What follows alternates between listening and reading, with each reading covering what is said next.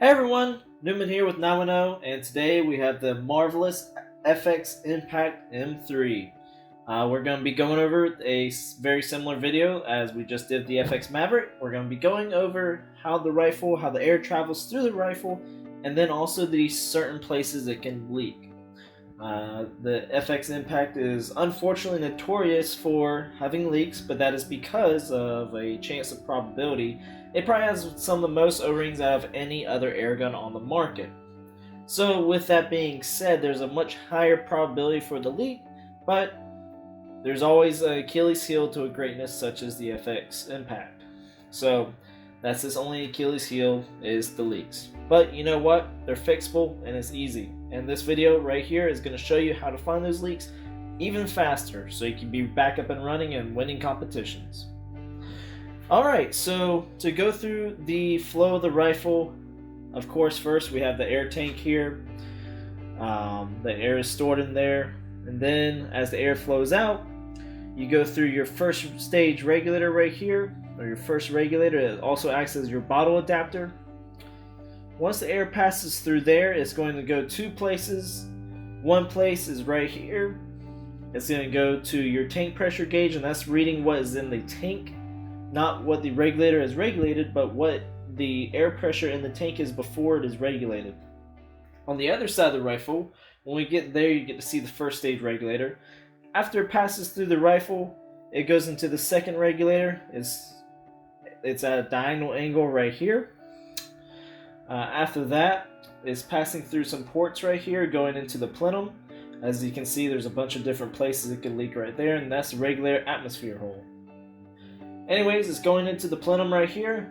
Fills up your nice big 720 plenum, which is 72 cc. It fills up this plenum right here, and then it's held by your valve. Your valve sits right here. It's actually an entire rod that runs from the full length of the rifle, but it's actually sealing right about right here. You've got your second regulator gauge right here, which is what is reading the pressure inside your plenum. And then whenever you pull the trigger and the valve is unseated, the air of course comes up through the transfer port and out the barrel. Alright, so we're going to flip it over to the other side of the gun real fast so you can see what it looks like on the other side as well. Alright, so we're on the other side of the rifle now, and once again, air starts in the tank, passes through the tank adapter. One side is going to the tank pressure, reading what's in the tank, but after it's read what's in the tank, it's going to go through the first stage regulator and go to this first regulator gauge right here. After it passes through that, it's going to the second regulator, which is located in this area, fills into the plenum, it's held by the valve, and here's your second regulator gauge. After you pull the trigger, the valve unseats, the air comes up and out the barrel. So we're back to this side of the gun right here. Now what we're going to do is we're going to go over the actual different seals and leak spots within the FX Impact M3. So with that being said, obviously one of the very first things we're going to come across is the bottle adapter, which there is no schematic on. I do have a video on the first stage regulator / bottle adapter, so if you need to see the inside to see the seals of the bottle adapter, please go see that video, but besides that, we're just going to have to skip over that. So starting back at the bottle, obviously there's O-rings inside the bottle valve that has its own schematic. Moving forward, you have the tank gauge. The tank gauge itself can leak, as well as the seal that's underneath the tank gauge. So that's two possible seals right there already. Right here, we've got your first regulator gauge, and again, the regulator gauge itself can leak, but this time the O-ring is not underneath the stem of the gauge. There's actually a brass washer that's behind the gauge, and that's holding an O-ring around the stem. Not underneath, but around. This was because of the porting that Sweden had to do in order to add the second regulator gauge. They couldn't put a seal underneath it, just from the way that the port comes in for it to read the pressure. So they were able to make their own, instead of rubber steel washer, they kind of made a custom sized one so that the gauge always zeroes out. As in zeroes out, as in is always level. It's always going to be level with the viewer so that you're not having to cock your head sideways to read it. So That's the only leak spot that's going to be on particularly this side of the rifle, so everything else will be able to be on the other side of the rifle. So back to this side of the rifle, we went over the first regulator, so it's going to pass through. There is a bottle adapter. I actually misspoke. There's a bottle, a brass plug that's on the other side. There's one plug there, and there's one plug back here on the left side of the rifle. So there's the two plugs. They each have one O-ring each. Then as you're traveling through, you get to the first regulator. The second regulator, that's my bad. This is the second regulator. You get to the second regulator. That has another 5 seals in it. You have another port passage right here where they have to port the rifle during this CNC milling process in order to get air throughout the rifle and allow chips to come out of certain places. So there's 2 Delrin seals that are there. This is your regular atmosphere hole, which is one of the places that the regulator can leak. And then you'll notice there's 3 grub screws on the side of the action here. This is not on the Mark II. What this is the mounting surface for your angle manometer bracket. So if you didn't want the gauge back here, they make an accessory that angles out the second regulator gauge so that you can see it while you're back here at the back of the rifle. These 2 screws right here should not leak. There's no seal underneath them, there's no porting. What it could leak though is this middle one. This is the screw you remove in order for the angle manometer bracket to get the air to the second regulator gauge that's attached to it. There's no O-ring that's underneath this. There may be a small piece of rubber. Normally it is just a bottomed out grub screw, and it's sealing just a metal to metal contact. I have seen before a small piece of rubber be put on here just to confirm that seal, just to make sure that seal lasts. So in any case, after you pass the second stage regulator, or a second regulator, you get past this screw. That's all there is in the main body. Now you're over here to your plenum. You've got your valve tube end itself. That has 2 seals on the inside and 2 seals on the outside. So there's 4 seals total on this stem right here. That connects to the plenum here, and there's another seal actually on that valve tube end, but it's kind of in the plenum.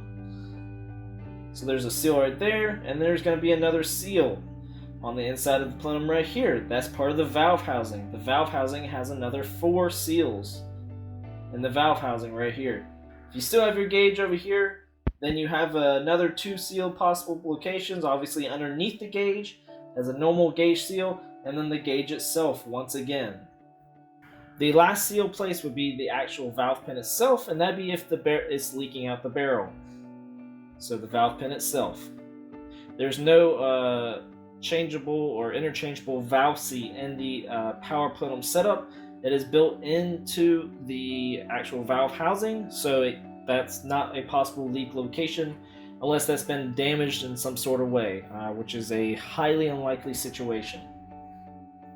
99.999% of the times it is the valve pin itself if it's leaking out the barrel. Hey guys, real fast, I almost forgot these 2 places because I have my trigger guard on. So the first right here is your male quick connect. That's where you would put your female on in order to fill up the gun. There's going to be 2 O-rings in this. It's the O-ring that's directly underneath the actual part itself, sealing it to the action, as well as the plunger that's inside. The plunger has an O-ring on it, and that's what prevents the air from escaping the rifle once you have it aired up. And then the second place is this port right here. This is a new port on the M3s as well, and that's to help the air get to the regulator gauge. So it's a port going that way. So they just have it plugged with the same way they have the port on the other side. It's just a screw with 2 Delrin or a Delrin seal underneath it. So those are all the places in the gun that's going to leak just from holding pressure. There's obviously some other O-rings and some other places that can leak, such as whenever you pull the trigger. You've got an O-ring here on the tip of the valve pin that can leak. That could give you a nice little puff here in your magazine well. Also, there is your breech seal that seals around the pellet probe. That'll give you a nice little puff on your cheek right here if that's not leaking right or not sealing right. Then there's 2 O-rings on the outside of your brass. Those can also give you a nice little puff. There's obviously the one on the rear is going to give you a puff on this side, and the one on the front is going to give you a puff on this side. There's a O-ring inside the barrel attachment. That's just for support of the liner, and also actually seals the liner on the inside of the barrel housing. If you do not have a carbon fiber sleeve, then on the inside of the housing, obviously you have O-rings supporting the liner. Those are not sealing O-rings, those are just support O-rings. So they're not going to go out really over time, but if you want to change them out, you can, be my guest. Depending on the length of the barrel and the caliber, different things like that, you can have anywhere from 2 to 4 on the inside of the barrel. Moving on, you have your 2 barrel supports right here. These each have 2 O-rings in them, and that's what supports the barrel throughout while it's in the rifle.